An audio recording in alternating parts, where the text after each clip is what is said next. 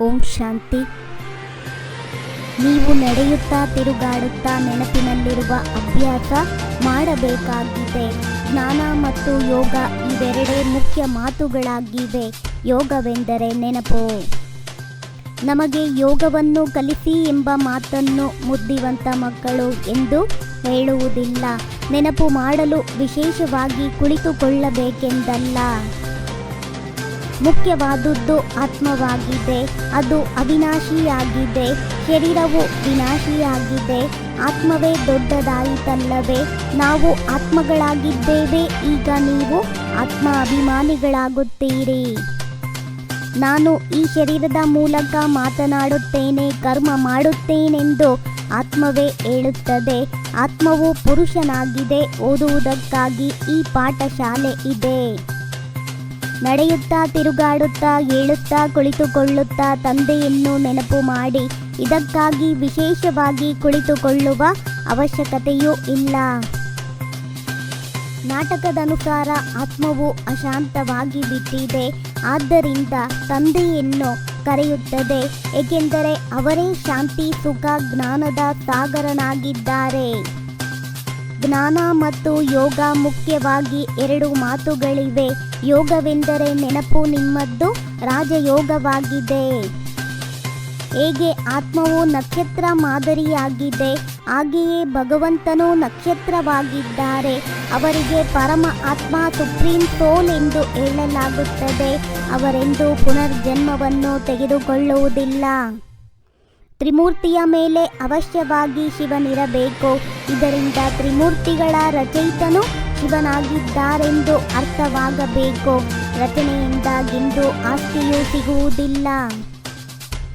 Doctor of spiritual knowledge ಒಬ್ಬರೇ ತಂದೆ ಆಗಿದ್ದಾರೆ. ತಂದೆಗೆ ವೈದ್ಯರೆಂದು ಹೇಳಲಾಗುತ್ತದೆ ಎಲ್ಲವೇ? ವಾಸ್ತವದಲ್ಲಿ ಒಬ್ಬ ತಂದೆಯೇ ಆತ್ಮಿಕ ವೈದ್ಯನಾಗಿದ್ದಾರೆ. ಅವರು ಆತ್ಮಕ್ಕೆ ಇಂಜೆಕ್ಷನ್ ಕೊಡುತ್ತಾರೆ. ಆತ್ಮಗಳಲ್ಲಿ ಯಾವ ವಿಕಾರದ ತುಕ್ಕು ಹಿಡಿದಿದೆ ಅದನ್ನು ತೆಗೆಯುವುದು, ಪತಿತರನ್ನು ಪಾವನ ಮಾಡಿ ಸದ್ಗತಿ ಕೊಡುವ ಶಕ್ತಿಯೂ ತಂದೆಯಲ್ಲಿದೆ. ಸರ್ವಶಕ್ತಿವಂತ ಪತಿತ ಪಾವನ ಒಬ್ಬರೇ ತಂದೆಯಾಗಿದ್ದಾರೆ. ಗೃಹಸ್ಥ ವ್ಯವಹಾರದಲ್ಲಿರುತ್ತಾ ಕಮಲ ಪುಷ್ಪ ಸಮಾನ ಪವಿತ್ರರಾಗಿರಿ. ಬಾಲ ಬ್ರಹ್ಮಚಾರಿಗಳಾಗಿ ಆಗ ಪವಿತ್ರ ಪ್ರಪಂಚದ ಮಾಲೀಕರಾಗುತ್ತೀರಿ. ಪತಿತರಾಗಬೇಡಿ. ಇಲ್ಲಿ ಗದ್ದುಗೆಯ ಮೇಲೆ ಯಾರು ಕುಳಿತುಕೊಳ್ಳದಿದ್ದರೂ ಸಹ ಪರವಾಗಿಲ್ಲ. ತಮ್ಮ ತಂದೆಯನ್ನು ಹಾಗೆಯೇ ನೆನಪು ಮಾಡಬೇಕಾಗಿದೆ. ತಂದೆಯು ನಮಗೆ ಓದಿಸುತ್ತಾರೆ ಎಂಬುದು ಬುದ್ಧಿಯಲ್ಲಿ ನೆನಪಿರಲೇಬೇಕಾಗಿದೆ. 10 ನಿಮಿಷಗಳ ಸಮಯ ಇಲ್ಲಿ ಕುಳಿತುಕೊಳ್ಳುತ್ತೀರೆಂದರೂ ಸಹ ಏಕರಸವಾಗಿ ಕುಳಿತುಕೊಳ್ಳುತ್ತೇವೆಂದು ತಿಳಿಯಬೇಡಿ. ಬುದ್ಧಿಯು ಬಹಳ ಅಲೆದಾಡುತ್ತಿರುತ್ತದೆ. ರಾತ್ರಿಯಲ್ಲಿಯೇ ನೆನಪು ಮಾಡಬೇಕೆಂಬ ಹವ್ಯಾಸವನ್ನಿಟ್ಟುಕೊಳ್ಳಬಾರದಾಗಿದೆ. ಪಾಸ್ ವಿತ್ ಆನರ್ ಆಗಬೇಕು. ಧರ್ಮರಾಜನ ಶಿಕ್ಷೆಯು ಸಿಗಬಾರದು. ಗುರಿ ಧ್ಯೇಯವೇ ಲಕ್ಷ್ಮೀನಾರಾಯಣನಾಗುವುದಾಗಿದೆ. ಓದಿ ಬುದ್ಧಿವಂತರಾಗಿ ಪ್ರಜೆಗಳನ್ನು ತಯಾರು ಮಾಡಿ, ಆಗ ಲಕ್ಷ್ಮೀನಾರಾಯಣರಾಗಿ ಬಿಡುತ್ತೀರಿ. ಪರಿಶ್ರಮವಿದೆ. ತಂದೆಯ ನೆನಪು ಜಾರುವಂತಹ ವಸ್ತುವಾಗಿದೆ ಎಲ್ಲವೇ?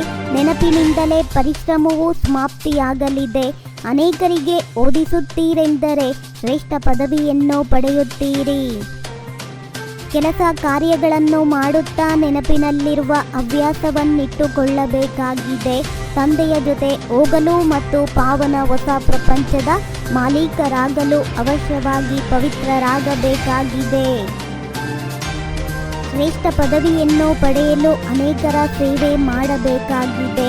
ಅನೇಕರಿಗೆ ಓದಿಸಬೇಕಾಗಿದೆ. ಸಂದೇಶ ವಾಹಕರಾಗಿ ಈ ಸಂದೇಶವನ್ನು ಎಲ್ಲರಿಗೆ ತಲುಪಿಸಬೇಕಾಗಿದೆ. ಸ್ನೇಹದ ಮಡಿಲಿನಲ್ಲಿ ಆಂತರಿಕ ಸುಖ ಹಾಗೂ ಸರ್ವಶಕ್ತಿಗಳ ಅನುಭವ ಮಾಡುವಂತಹ ಯಥಾರ್ಥ ಪುರುಷಾರ್ಥಿ ಭವ. ಯಥಾರ್ಥ ಪುರುಷಾರ್ಥಿ ಎಂದೂ ಪರಿಶ್ರಮ ಅಥವಾ ಸುಸ್ತಿನ ಅನುಭವ ಮಾಡುವುದಿಲ್ಲ.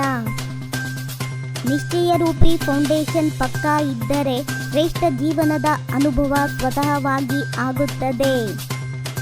ಓಂ ಶಾಂತಿ. 21 ಜನ್ಮಗಳಿಗೆ 21 ಪರಮಾತ್ಮನ ಮಹಾವಾಕ್ಯವನ್ನ ಆಲಿಸಿ ನಿಮ್ಮದೇ ಆದ ಈ ಚಾನಲಿಗೆ ಲೈಕ್ ಮಾಡಿ, ಶೇರ್ ಮಾಡಿ, ಸಬ್ಸ್ಕ್ರೈಬ್ ಆಗುವುದನ್ನು ಖಂಡಿತ ಮರಿಬೇಡಿ.